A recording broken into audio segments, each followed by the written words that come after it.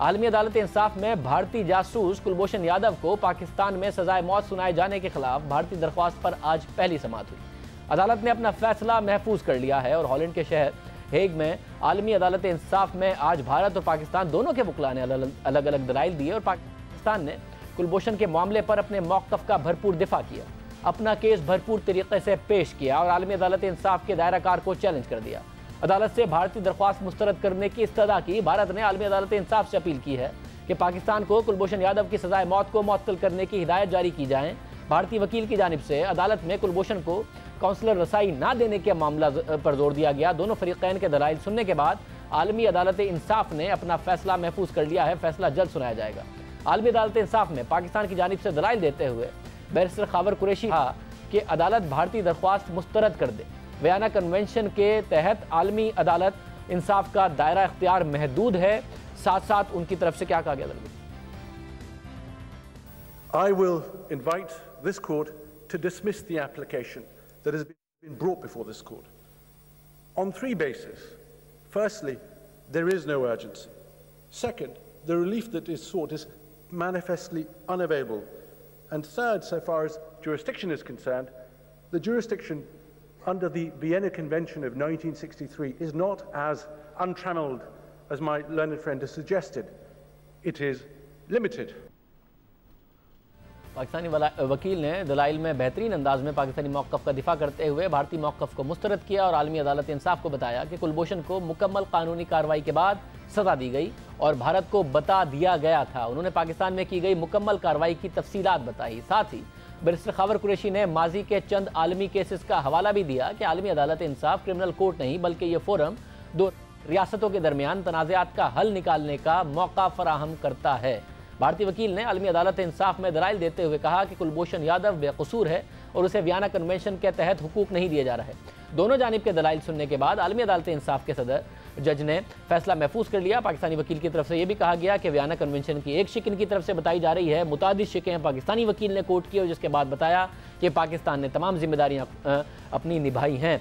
हमारे साथ इस वक्त खालिद हमीद फारूकी साहब मौजूद हैं जो आज इस पूरी प्रोसीडिंग्स में भी मौजूद थे और इस वक्त भी हेग में मौजूद हैं। खालिद हमीद फारूकी साहब बहुत शुक्रिया। ज़रा बताइएगा पाकिस्तानी वकील की तरफ से मज़ीद क्या हक़ाइक़ बताए गए अदालत को कि जिसमें अदालत ने एक्ट नहीं किया इसी किस्म के केसेस में? कुरैशी क्यूसी ने यह भी कहा कि माजी के केसेस पर भी हमें जो है वो देखना होंगे कि यहाँ जो पाकिस्तान केस माजी में लाता रहा है उसके ऊपर हिंदुस्तान का किस तरह का रवैया उन मुकदमात की तरफ रहा है। ख़ास तौर पे उन्होंने हवाला दिया कि 1999 में जब पाकिस्तानी तैयारा अटलांटिक को पाकिस्तानी सरहद के अंदर गिराया गया था और हिंदुस्तान ने यह दावा किया था कि ये तैयारा जो है वो हिंदुस्तान की सरहद के अंदर गिराया गया, तो उस वक्त पाकिस्तान ये केस यहाँ लेकर आया था, जिसके नतीजे में यहाँ जो मुकदमा चला उसमें जो ज्यूरिसडिक्शन को चैलेंज हिंदुस्तान ने किया था। और आज हमसे करते हुए उनके जो काउंसिल हैं हारिस सलावे, उन्होंने भी ये बात कही कि अपनी आर्गुमेंट के दौरान भी और हमसे बात करते हुए उन्होंने कहा कि हमें यहाँ से जस्टिस दरकार है। जब उनसे मैंने पूछा कि आपने हमेशा इस कोर्ट की ज्यूरिसडिक्शन को चैलेंज किया है, आज क्या ज़रूरत आपको आ गई 40 साल के बाद जो है वो आप इस कोर्ट में आए हैं और इंसाफ का जो है वो के मुतकाजी हैं। तो जो थ्रू आउट इस कोर्ट की तारीख रही है पाकिस्तान और हिंदुस्तान के दरमियान, हिंदुस्तान यहाँ तो एक पहली दफ़ा ये केस यहाँ लेकर आया और जो गुज़िश्ता केसेस आए 1971 के अंदर जो केस पाकिस्तान ने दायर किया था हिंदुस्तान के खिलाफ, वो बांग्लादेश में पाकिस्तान के प्रिजनर्स ऑफ वॉर जंगी कैदियों से मुताल्लिक़ था कि जब हिंदुस्तान ने उनकी पाकिस्तानी जंगी कैदियों की कस्टडी मांगी थी, उस वक्त भी पाकिस्तान ये केस लेकर आया था यहाँ पर, उस वक्त भी ज्यूरिसडिक्शन को चैलेंज किया गया था। उसके बाद 1974 में हिंदुस्तान ने जो लेजिस्लेशन की तो इस कोर्ट में कॉमनवेल्थ के मुल्कों के मुकदमात जो है वो चलने, उन्होंने कहा जो कॉमनवेल्थ के मुकदमात यहाँ लेके जाएंगे, कॉमनवेल्थ मुल्कों के मुकदमात उनको तस्लीम नहीं किया जाएगा। इसी तरह 1999 में भी जुरिसडिक्शन चैलेंज की गई, लेकिन आज जो है वो हिंदुस्तान इसी कोर्ट से रजू कर रहा है अपने एक जासूस को बचाने के लिए, वो जासूस जो पाकिस्तान के इंफ्रास्ट्रक्चर और सिक्योरिटी को नुकसान पहुंचाना चाहता था। यहाँ पर अलबत्ता अदालत में दरख्वास्त दी थी पाकिस्तान ने कि वो कुछ एविडेंस, वीडियो की एविडेंस भी दिखाना चाहते हैं, जिससे कोर्ट ने उसे देखने से इनकार कर दिया और उसे प्रेजेंट करने से भी इनकार कर दिया। लेकिन कुरैशी क्यूसी के जो आर्ग्यूमेंट थे इंतहाई आर्टिकुलेट, उन्होंने हिस्ट्री और कानून की रोशनी में बयान किए। बहुत शुक्रिया। तारीखी हकाइक के साथ भी और कानून की रोशनी में बड़े ज़बरदस्त तरीके से उन्होंने दलाइल दिए। फैसला महफूज है, देखते हैं कि फैसला क्या आता है, क्योंकि भारत खुद जब भी पाकिस्तान गया चैलेंज करता रहा है इसी अदालत की जुरिसडिक्शन को, और अब खुद इस अदालत पहुंचा है एक जासूस को सजा दिए जाने के बाद, जो कि खुद कबूल भी कर चुका है। प्रोग्राम में ब्रेक शामिल करते हैं, इंतहाई अहम खबरें उन पर बात करेंगे ब्रेक के बाद।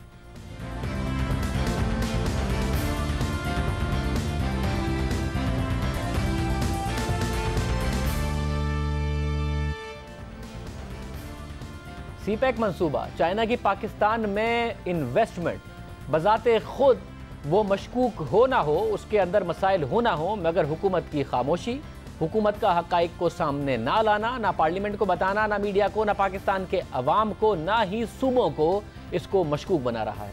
चीन दुनिया का नक्शा बदलने जा रहा है और दुनिया का नक्शा बदलने के मंसूबे पर गौर के लिए 29 ममालिक के सरबरा और 130 ममालिक के नुमाइंदे जमा हुए और एक ऐसे मंसूबे को हतमी शक्ल दी जो 3 बर्रे आज़मों के तकरीबन 65 ममालिक को जोड़ देगा। चीन के वन बेल्ट वन रोड मंसूबे को हालिया तारीख का सबसे बड़ा मंसूबा करार दिया गया, जो दुनिया का नक्शा बदल देगा। पाकिस्तान इस पूरे मंसूबे का अहम किरदार है। वजीर आजम और चारों सूबाई वज़राए आला चीन में हैं और गुज़िश्ता रोज बेल्ट एंड रोड फोरम से वजीर आजम नवाज शरीफ ने खिताब किया और चीनी सदर और दीगर हुक्काम से मुलाकातें की, जिसमें सीपैक के हवाले से लॉन्ग टर्म प्लान पर हतमी मुशावरत भी की गई। सीपैक का तवील मुद्दती मंसूबा क्या है, आइंदा 15 बरस में सीपैक मंसूबे में कब क्या होगा, पाकिस्तानियों को क्या फ़ायदा होगा, ये सब तफसीलात इसी लॉन्ग टर्म प्लान का हिस्सा है। पैसा कहाँ से आएगा, कैसे वापस जाएगा, कहाँ जाएगा, चीनी सरमायाकारी करेगा चीन खुद या कर्जा देगा, पाकिस्तानी मईशत इतनी बड़ी बराह रास्त सरमायाकारी को बर्दाश्त भी कर सकेगी या नहीं, ये सब सवालात इस मास्टर प्लान का हिस्सा हैं। ये सब अब सामने आएगा। आज रोजनामा डॉन में खुर्रम हुसैन ने अपनी तफसीली खबर में सीपैक के हवाले से मुसव्वदे के अहम नकात शाया किए हैं।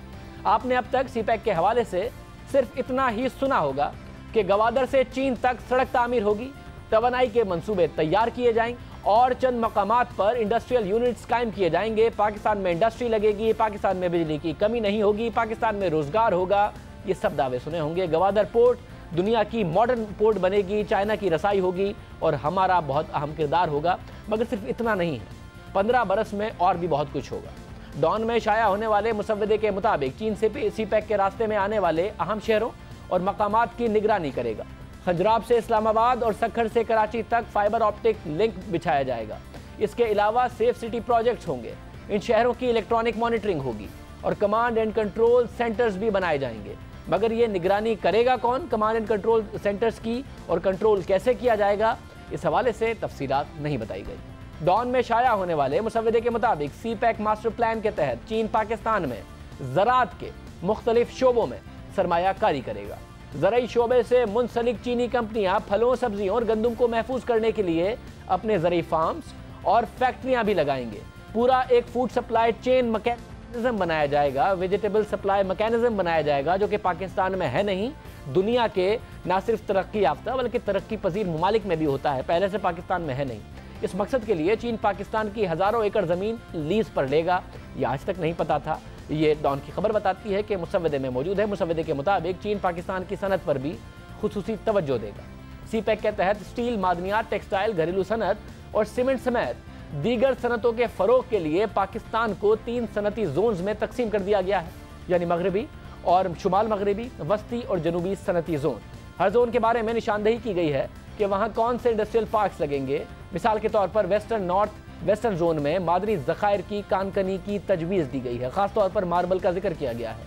इस जोन में गिलगित से खुजदार तक 12 मार्बल प्रोसेसिंग साइट्स बनाने की तजवीज़ दी गई है। अब यहाँ पर भी सवाल पैदा होता है कि जो पहले अगर कोई इन्होंने पाकिस्तान में मादनियात के ज़खायर निकाले हैं तो क्या चीन का रिकॉर्ड बहुत अच्छा है? चीन वहाँ पर लेबर का बहुत ख्याल रखता है? चीनी कंपनियाँ वहाँ पर लेबर के लिए उतना ही ख्याल रखती हैं जितनी दूसरी कंपनियाँ रखती हैं? अगर नहीं रखा गया तो क्या मुस्तकबिल में इस बात को यकीनी बनाने के लिए पाकिस्तानी हुकूमत ने कुछ किया है? नहीं बताया गया। डॉन अखबार में शाया होने वाले मुसव्वदे के मुताबिक मास्टर प्लान में चीन ने पाकिस्तान में सियासी और सिक्योरिटी खदशात की भी निशानदेही की है। ऐसे मकामात का जिक्र किया गया है जहाँ अमन ओमान की सूरत हाल ठीक नहीं रही, जहाँ मगरबी मुदाखलत, कबायली असर वसूख और सियासी तनाज़ात हैं।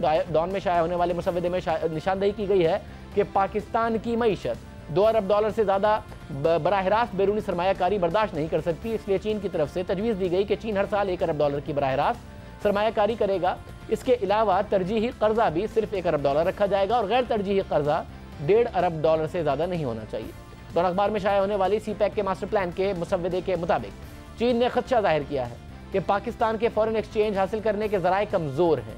इसके अलावा भी सयाहत और दीगर शोबों पर भी बात की गई है। डॉन अखबार ने मज़ीद लिखा है कि जून 2015 में CPEC का मास्टर प्लान पाकिस्तान के सामने पेश किया गया, मगर चंद माह तक इस पर कोई पेशरफ्त ना हो सकी। चीनी हुकूमत की याद दहानियों पर पाकिस्तानी वफ्द ने बीजिंग जाकर अहम मंसूबों के हवाले से हम मंसूबों से मुलाकात की और मंसूबे पर पाकिस्तान की राय पहुँचाई। पाक चीन हुकाम की एक खुसूसी मुलाकात 2 दिसंबर 2015 में हुई और मंसूबे को हतमी शक्ल 29 दिसंबर 2015 को दी गई। ये फैसला किया गया कि दोनों ममालिक के वज़राए आज़म इस मंसूबे की याददाश्त पर दस्तखत करेंगे। ये सारे फैसले होते रहे, इसकी तफसीलात ना अवाम को, ना पार्लियामेंट को, ना सूबाई हुकूमतों को इस तरीके से बताई गई। 31 मार्च 2016 को दस्तखत करने की डेडलाइन गुजर गई क्योंकि इस हवाले से सूबों की ताईद लेना ज़रूरी था। फिर इस मकसद के लिए याददाश्त का दूसरा ड्राफ्ट तैयार किया गया ताकि सूबों के साथ शेयर किया जा सके। और आज वज़ीर मनसूबाबंदी हसन इकबाल ने दावा किया कि लॉन्ग टर्म प्लान पर चीनी हुक्काम से मुशावरत कर ली गई है। इससे पहले इसे जारी नहीं किया जा सकता था। अब मसला यह है कि बात इतनी सादा नहीं। मंसूबे की हतमी मंजूरी से पहले तमाम सूबाई हुकूमतों की मंजूरी ज़रूरी थी। इसलिए वफाकी हुकूमत ने सूबों के साथ 31 सफ़ात पर मुश्तमिल रिपोर्ट शेयर की। हालांकि मंसूबे की मुकम्मल रिपोर्ट इससे बड़ी थी, 231 सफ़ात की थी। सूबों से शेयर की गई रिपोर्ट में अहम तफसीलात क्या हटा दी गई और सिर्फ दोनों मुल्कों के दरमियान एरिया ऑफ इंटरेस्ट की तफसीलात से आगाह किया गया, जबकि तफसीली मंसूबा रिपोर्ट में तमाम तफसीलात थीं, क्या वो सूबों से शेयर की गई? मगर क्या सूबों को सब कुछ पता था? तहरीक इंसाफ के रहनुमा सद उमर ने आज ट्वीट किया कि चीनी हुकाम ने 2 साल तक काम करके प्लान तरतीब दिया, जबकि वफाकी हुकूमत ने KPK की हुकूमत को इस प्लान पर तबसरे के लिए सिर्फ 5 दिन दिए। 2 साल तक अगर वफाकी हुकूमत को पता था तो खैबर पख्तूनख्वा की हुकूमत को सिर्फ 5 दिन क्यों दिए? इतना अहम मंसूबा, इसका मास्टर प्लान, मगर ना तो मुतालिका इदारों को एतमाद में लिया गया, ना ही हुकूमतों से ठीक तरह से मंजूरी ली गई। डॉन अखबार में शाया होने वाली मुसव्वदे को वफाकी वजीर बराए प्लानिंग हसन इकबाल ने नामुकम्मल करार दिया। उन्होंने ट्वीट किया कि डॉन लीक्स 2 पर बहुत हैरान हुए। ये हसन इकबाल साहब कह रहे हैं कि वो डॉन लीक्स 2 पर बहुत हैरान हुए।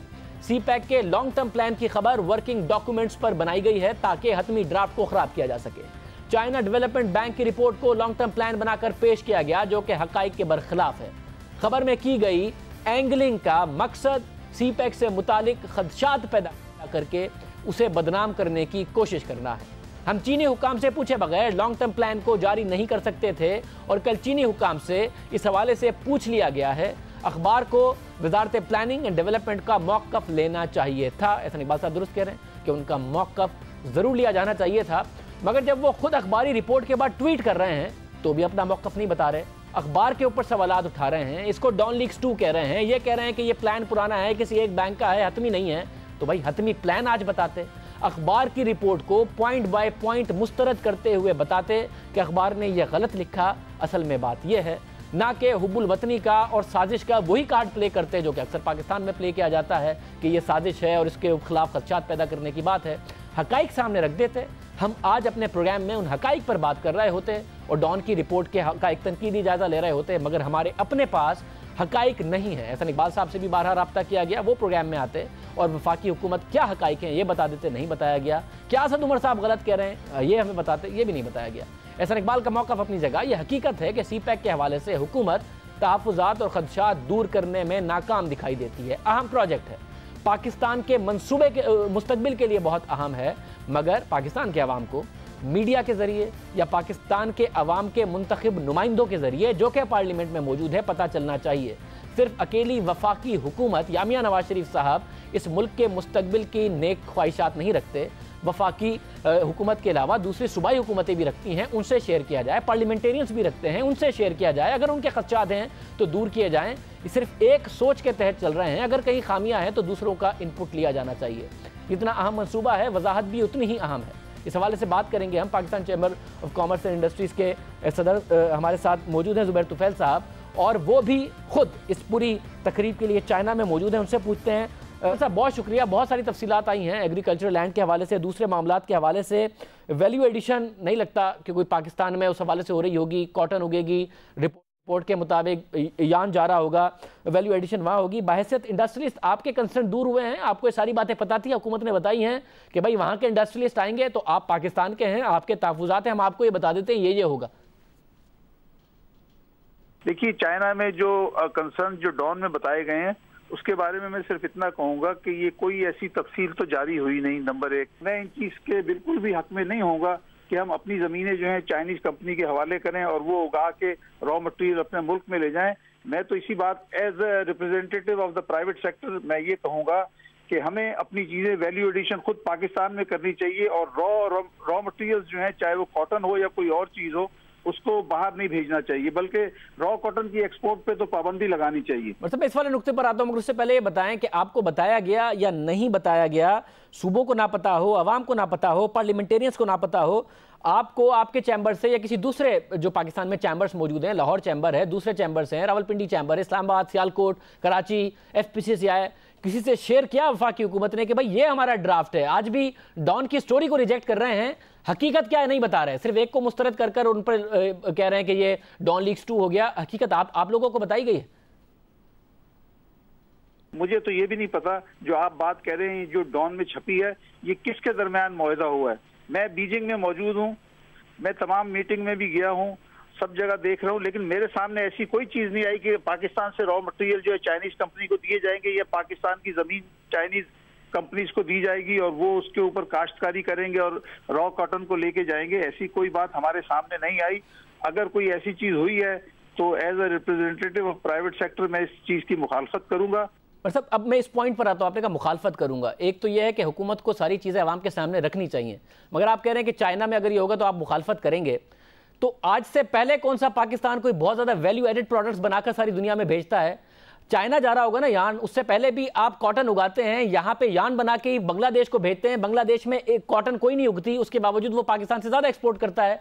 उससे पहले आप इंडस्ट्रियलिस्ट ने कौन सी बहुत ज़्यादा वैल्यू एडिशन के लिए काम कर लिया है कि अगर चाइना आ रहा है और वो अपनी लीज पर ज़मीन लेकर कॉटन उगाएंगे, बेहतर टेक्नोलॉजी लेके आएंगे, एक पूरा सप्लाई चेन मैकेनिज्म बिल्ड करेंगे और फिर अगर अपने सदर्न प्रोविंसेस में उसको यान ले जाएंगे और वहां पर जाके वैल्यू एडिशन करेंगे तो आपको बड़ा एतराज हो रहा है। आज से पहले आपने क्या कर लिया? एग्रीकल्चर पर अगर आपको एतराज हो रहा है कि वो लैंड लेंगे तो पाकिस्तान में ना तो सही बीज की क्वालिटी इस्तेमाल होती है, ना सही मैकेनिज्म है कि जिस पर सारी दुनिया अब अपनी फसलें उगाती है, ना ही कोई सप्लाई चेन मैकेनिज्म है, ना ही कोई फूड का कोई कोल्ड चेन मैकेनिज्म है। उससे पहले क्या कर लिया कि अगर चाइनीज जमीन ले लेंगे और काम कर लेंगे और उससे हो सकता है हमें कोई फायदा ही हो रहा है और सारे के सारे लर्न कर रहे हो, आप लोगों ने उससे पहले क्या कर लिया जो आपको एतराज हो रहा है?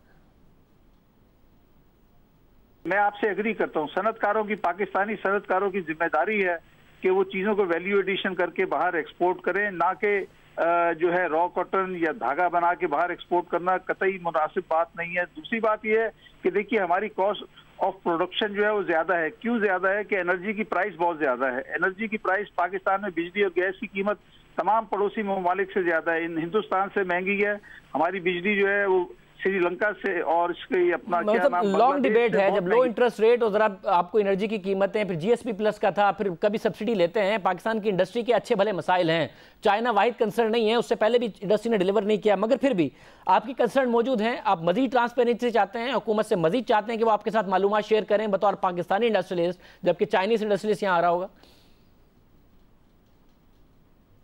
बिल्कुल, मैं आपसे वाजे करता हूँ आपके प्रोग्राम के थ्रू कि मैं जानना चाहूंगा जो बात आप कह रहे हैं या डॉन अखबार कह रहा है, क्योंकि मेरी नजर में यहाँ पे कोई ऐसी बात नहीं गुजरी कि हुकूमत ने कहा है कि वो वहां से चाइनीज कंपनीज पाकिस्तान में आके और जो है वो जमीन भी खरीदेंगी और उसके बाद जो है अगर धागा अपना रुई उगती है या धागा बना के और वो चाइना एक्सपोर्ट करेंगे। हम तो चाहते हैं तमाम चीजें पाकिस्तान में ही वैल्यू एडिशन होनी चाहिए, चाहे चाइनीज कंपनी हो या पाकिस्तानी कंपनी हो। बहुत शुक्रिया ज़ुबैर तुफैल साहब हमारे साथ मौजूद थे, ऐसे बात कर रहे थे। ट्रांसपेरेंसी बहुत ज़्यादा लाजमी है, हुकूमत की जिम्मेदारी है कि अवाम के साथ शेयर करें। चाइना ने अप्रूव नहीं किया इसलिए नहीं शेयर किया, ये क्या हो सकता है? पार्लियामेंटेरियंस के साथ शेयर करें।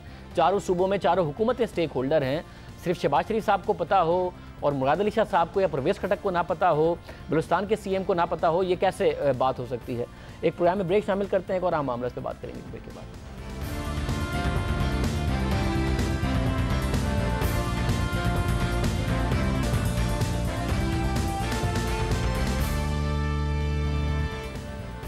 पाकिस्तान में इस वक्त तनकीद के हवाले से अहम बहस छिड़ी हुई है कि किस पर तनकीद हो सकती है, किस पर नहीं। तनकीद सब पर हो सकती है, सवाल हर एक से पूछा जा सकता है। तनकीद एक मस्बत अमल है, कोई शख्स या इदारा इससे मुबर्रा नहीं। किसी भी मामले पर दो राय मौजूद हो सकती हैं, हमें मुख्तलिफ राय का एहतराम करना चाहिए और इस मुख्तलिफ राय की बुनियाद पर किसी की नीयत को नहीं जांचना चाहिए। हम खुद अपने इस प्लेटफॉर्म से इस हवाले से आवाज़ उठाते रहें, मगर तनकीद और तौहीन में फ़र्क होता है। तामीरी तनकीद और तनकीद की आड़ में मनफी प्रोपेगेंडा में फ़र्क होता है। और जब इदारे आइन के मुताबिक अपना किरदार अदा करें, आइन के मुताबिक काम करें, तो इस फैसले पर तनकीद की आड़ में मनफी प्रोपेगेंडे और मज़मूम मकासिद की तकमील की इजाज़त नहीं दी जा सकती। ऐसा ही रवैया सोशल मीडिया पर पाक फ़ौज के हवाले से अपनाया जा रहा है। वाज़े तौर पर लगता है कि पाकिस्तान में ऐसे लोग मौजूद हैं जिनका कारोबार, जिनका मुनाफा, जिनका फ़ायदा उन्हें इस बात में नज़र आता है कि पाकिस्तान की फ़ौज और पाकिस्तान की हुकूमत आमने सामने हों, जो कि इन हालात में पाकिस्तान इसका मुतहम्मिल नहीं हो सकता। हुकूमत और फ़ौज को आमने सामने लाने की कोशिश की जा रही है, क्योंकि मनफी प्रोपेगेंडा करने वाले यही चाहते हैं। सूरत हाल के पेश नज़र वफाकी वज़ीर दाखिला चौधरी निसार ने FIA के साइबर विंग को सोशल मीडिया के ज़रिए पाक फ़ौज को बिला जवाज़ तनकीद और तज़हीक़ का निशाना बनाने वाले अनासिर के खिलाफ फौरी तौर पर कार्रवाई करने का हुक्म दिया है। FIA को हिदायत की गई है कि इन काबिल मुज़म्मत सरगर्मियों में मुलविस अफराद के खिलाफ बिला तफरीक कार्रवाई की जाए, हुआ इन लोगों का ताल्लुक किसी भी पार्टी, जमात या पेशे से हो। साथ ही मीडिया में सिविल मिलिट्री ताल्लुकात के हवाले से मनफी प्रोपेगेंडे के हवाले से पेमरा ने भी खबरदार किया कि सिविल मिलिट्री ताल्लुकात के हवाले से गैर मुसद्दिका खबर या तबसरा मुतल्लिका इदारे के तस्दीक के बगैर पेश ना किया जाए, वरना उनके खिलाफ कार्रवाई की जाएगी। सोशल मीडिया और बाज़ मीडिया ग्रुप्स में आखिर हो क्या रहा है, हम आपको बताते हैं। डॉन लीक सामने आने के बाद ही से सिविल मिलिट्री ताल्लुकात पर गैर मुसद्दिका और तौहीन आमेज तबसरे किए गए। पहले जब अक्टूबर 2016 में डॉन लीक्स का मामला सामने आया तो वज़ीर आज़म नवाज शरीफ और उस वक्त के आर्मी चीफ की एक मुलाकात को रिपोर्ट किया गया कि आर्मी चीफ ने वज़ीर आज़म नवाज शरीफ को शटअप कॉल दे दी है। इसी तरह बाद में भी सिविल मिलिट्री ताल्लुकात पर गैर मुसद्दिका और अपने मतलब के तबसरे किए गए। और जब DGISPR ने डॉन लीक्स के हवाले से अपनी ट्वीट वापस ली तो इस दिन प्रेस कॉन्फ्रेंस में भी उन्होंने सिविल मिलिट्री ताल्लुकात के हवाले से वाजे किया कि कौम को दो हिस्सों में तकसीम किया गया। इसी तरह प्रेस कॉन्फ्रेंस में वफाकी वज़ीर दाखिला चौधरी निसार ने भी वाजे किया कि सिविल मिलिट्री ताल्लुकात बेहतर हैं, कोई तफरीक नहीं। इस पूरे मामले पर हर तरफ से वजाहत के बावजूद मनफी प्रोपेगेंडा किया गया। अपने मतलब के नताइज ना आने पर गुस्सा इदारों पर निकाला गया। इदारों ने क्या गलत किया? वज़ीर आज़म को फाइनल अथॉरिटी कहना क्या गैर आईनी है? वज़ीर आज़म की हैसियत को चैलेंज करने वाली ट्वीट को वापस लेना क्या गैर आईनी है? फौज ने अपना आईनी किरदार अदा किया, सिविल मिलिट्री क़यादत मिलकर बैठी, दोनों मामलात का ऐसा हल निकाला जिस पर किसी को कोई एतराज़ नहीं, मगर फिर भी हुकूमत के साथ साथ फौज और आला अस्करी क़यादत को तनकीद का निशाना बनाया गया। उनकी नीयत को और पाकिस्तान के मुफाद में वो काम करते हैं या नहीं, इस तक को तनकीद का निशाना बनाया गया। तामीरी तनकीद में हम फिर कह रहे हैं कोई हर्ज नहीं, मगर जब फौज आइन में रहते हुए अपना किरदार अदा कर रही है तो फिर बिला जवाब तनकीद और जज्बात को उभारना, उनकी नीयत पर हमले करना किसी सूरत दुरुस्त नहीं। मगर बात तनकीद तक भी महदूद ना रही, तज़हीक की गई। डॉन लीक्स पर ट्वीट वापस लेने के अमल को 1971 में फौज की तरफ से हथियार डालने के अमल से जोड़ा गया और ये सब कुछ मेन स्ट्रीम मीडिया पर कहा गया कि फौज को पंजाब की पुलिस बना दिया गया है, आर्मी चीफ को IG पंजाब तक करार दे दिया गया। सोशल मीडिया पर ये सारी बातें होती रही और ये सब कुछ सोशल मीडिया पर हुआ। क्या ये इजहार राय की आज़ादी है? माजी में अस्करी इदारों से कुछ गलतियाँ हुई, उस पर तनकीद हुई और होती है, आज भी होती है। मगर अब जबकि पाक फौज ने दुरुस्त किया, जमहूरियत की बका और इदारों के दायरा कार के मुताबिक काम किया, तो फिर ऐसा क्यों किया जा रहा है? इस पर बात करेंगे। हमारे साथ मौजूद हैं सीनियर तज्ज़ियाकार lieutenant general retired Amjad Shoaib साहब। शुएब साहब बहुत शुक्रिया। अमजद शुएब साहब, आप समझते हैं कि ज़ाहिर ये कहना कि सिर्फ तनकीद ही ना की जाए, आर्मी के इदारे से भी गलतियाँ हुई हैं, मुस्तकबिल में भी हो सकती हैं, तनकीद होनी चाहिए, मगर तज़हीक का जो मामला है, आपको लगता है कि एक ऐसा काम करना कि जी पाकिस्तान की फ़ौज आइन के ताबे है, जमहूरियत को सपोर्ट करती है, वज़ीर आज़म फाइनल अथॉरिटी है, उसे 1971 से जोड़ना और आपको लगता है कि उनकी नीयत पर शक करना ये मुल्क के मुफाद में है, मुल्क के मुफाद के ख़िलाफ़ है ये बात? बिस्मिल्लाहिर्रहमानिर्रहीम। देखिए, तनकीद बिल्कुल दुरुस्त है। अगर अपनी जगह पे इख्तलाफ राय किसी से होता है तो हम दूसरे की राय का एहतराम करते हैं और आपस में बहस मुबासा तो होता है, लेकिन ये वो चीज़ नहीं है। ये तो बिल्कुल एक ऐसे मैं समझता हूँ तौहीन अमेज़ एक ऐसा चला है सिलसिला जो कि तमाम उन मेहनतों पे, उन कोशिशों पे और उन कंट्रीब्यूशन जो कि हमारे चीफ़ ऑफ आर्मी स्टाफ की हैं उनको कतई नज़र रखते हुए एक तजलील का पहलू लेके फिर ये लेके चले हुए हैं। देखिए, इसमें बड़ी सीधी सी बात है, अगर नॉन लीक्स की वजह से किसी को कोई तकलीफ़ है तो मैं समझता हूँ कि सबसे पहले पाकिस्तान के वज़ीर आज़म जो कि हमारी अफवाज के कमांडर इन चीफ भी हैं, ये उनकी ज़िम्मेदारी है सबसे पहले कि वो अपने तौर पे इस चीज़ की तहकीक करें, और वो ख़ुद भी उतने ही ज़िम्मेदार हैं जितना चीफ़ ऑफ आर्मी स्टाफ ज़िम्मेदार है, जितना पाकिस्तान के अवाम ज़िम्मेदार हैं।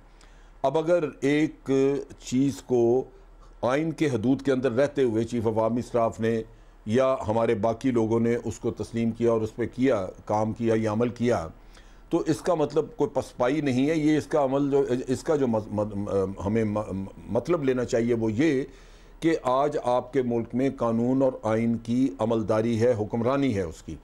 हर अदारा अपनी आइनी हदूद को समझता है और उससे बाहर कदम नहीं रखता। आपने सुनी ISPR की जो बाद में प्रेस कॉन्फ्रेंस उन्होंने की, उसमें उन्होंने ख़ास तौर पे कहा कि हम ये समझते हैं कि इसमें फ़ाइनल अथॉरिटी हमारे प्राइम मिनिस्टर हैं। ये इसीलिए कहा गया था कि ये आइन बताता है और लोगों को समझा जाए। मैं तो हैरान होता हूँ कि लोग आर्मी से गलत चीज़ की तवक्को करते क्यों हैं, क्यों ऐसे कदम की तवक्को करते हैं जो कि गैर आइनी हो। तो आपको लगता है कि इसलिए करते हैं क्योंकि पाकिस्तान में बहुत सारे ऐसे लोग मौजूद हैं जिनका माजी के मार्शल लॉ से भी जिन्होंने फ़ायदा उठाया, और मौजूदा भी उन्हें लगता है कि सिविल और अस्करी क़यादत आमने सामने आएंगे तो उनका कारोबार चलेगा, उनका फ़ायदा इस लड़ाई में है। पाकिस्तान का फ़ायदा नहीं है इस लड़ाई में, जो पाकिस्तान के हालात हैं, मगर उनका अपना फ़ायदा इस लड़ाई में। आपको लगता है ऐसे लोग मौजूद? शाज़ेब, ऐसा मसला है। मैं बहुत सारे लोगों के साथ काम करता हूँ, मैं बहुत सारे प्रोग्राम्स में जाता हूँ और मेरे साथ बहुत सारे और क्रिटिक्स वगैरह बैठे होते हैं जो क्रिटिसाइज़ करते हैं। मैंने देखा है कि एक तबका ऐसा है जो समझता है कि ये मैदान गर्म रहे और उनकी सियासत चमकती रहे। अगर ये उखाड़ पिछाड़ हो तो उनको भी कहीं कुछ हिस्सा मिल जाए। ये होता रहा है, पहले भी लोग चोर दरवाज़ों से अंदर आते रहे हैं।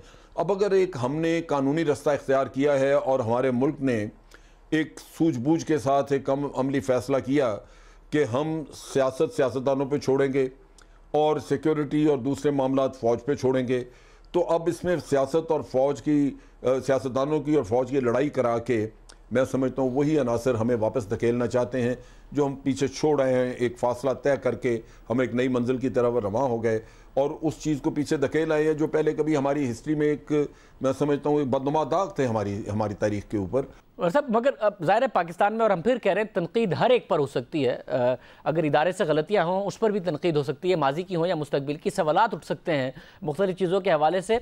मगर जब पाकिस्तान में एक रिवाज चल निकला है कभी मज़हब को इस्तेमाल करके इल्ज़ामात लगा देना, आज़ादी राय कह देना, फिर इदारों को लड़ाने की कोशिश करना जो कि पाकिस्तान के मफाद के ख़िलाफ़ है, आर्मी चीफ तक की नीयत के ऊपर सवाल उठाना, वज़ीर आज़म की नीयत तक पर सवाल उठाना, ये इस क्या किया जाए? कार्रवाई होनी चाहिए आपके ख्याल में ऐसे लोगों के खिलाफ जो अपना एजेंडा इस तरीके से आगे बढ़ा रहे हैं कि पाकिस्तान का फायदा नहीं देख रहे, अपना नफा देख रहे हैं, जो कि इस लड़ाई में नजर आता है उन्हें? बिल्कुल शाज़ेब, होनी चाहिए। मैं आपको बताऊं, तनकीद और उसके पीछे उसकी नीयत, ये इंसान का असल, मैं समझता हूँ, उसका तजिया उसका होना चाहिए। तनकीद मैं भी करता हूँ, लेकिन अगर मेरी नीयत ये है कि मैं बेहतरी चाह रहा हूँ और मैं समझता हूँ कि मैं एक बड़ी ऐसी तनकीद कर रहा हूँ जो तामीरी है अपनी शक्ल में, तो फिर तो बिल्कुल वो आप भी वेलकम करेंगे। लेकिन अगर आपको ये अंदाज़ा हो कि मेरी तनकीद के पीछे छुपा हुआ मेरा कुछ और मेरे अज़ाइम हैं, तो वो तो फिर उसको तो पकड़ दकड़ होनी चाहिए। क्योंकि अगर डॉन लीक्स की वजह से आपकी सिक्योरिटी या किसी चीज़ को ख़तरा था, तो ये ख़तरा उससे बड़ा है कि आप अपनी अफवाज को बदनाम करें या अवाम का एतमाद उन पर मुतज़लज़ल करें या ये कि अफवाज पाकिस्तान और हुकूमत पाकिस्तान के दरमियान आप एक फसाद खड़ा कर दें, मैं समझता हूँ ये उससे कम घिनौना जुर्म नहीं है, ये उतना ही बड़ा जुर्म है और इसकी सज़ा भी उसी तरह मिलनी चाहिए उस शख्स को जिस तरह के वो तवक्को करता है कि किसी और को सिक्योरिटी लीक्स पे करनी चाहिए थी। बहुत शुक्रिया। अमजद शुएब साहब हमारे साथ मौजूद थे, इस हवाले से राय दे रहे थे कि फाइनली पाकिस्तान में वो बात हो रही है जो कि आइन के मुताबिक है, जमहूरियत के तसलसल के लिए है। पाकिस्तान में फ़ौज का इदारा न सिर्फ दहशत गर्दी के ख़िलाफ़ कार्रवाइयों में ज़बरदस्त कार्रवाइयाँ कर रहा है बल्कि जमहूरियत के तसलसल के लिए अपने अज़म का इजहार कर रहे हैं। वज़ीर आज़म फाइनल अथॉरिटी ये बात कर रहे हैं जो कि सारी दुनिया में होता है और पाकिस्तान के भी आइन के मुताबिक है। उसमें दोनों की लड़ाई की ख्वाहिश का इजहार करना, उसके ऊपर एक्शन होना चाहिए। Lieutenant general retired Amjad Shoaib साहब कह रहे थे। प्रोग्राम में ब्रेक शामिल करते हैं और आम खबर इस पर बात करेंगे ब्रेक के बाद।